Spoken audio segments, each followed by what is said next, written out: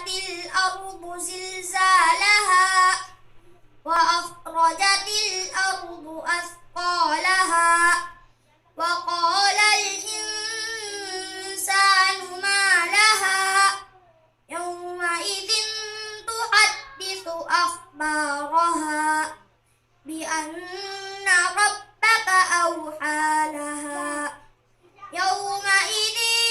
يصدر الناس أشتاتا ليروا أعمالهم فمن يعمل مثقال ذرة خيرا يره ومن يعمل مثقال ذرة شرا يره.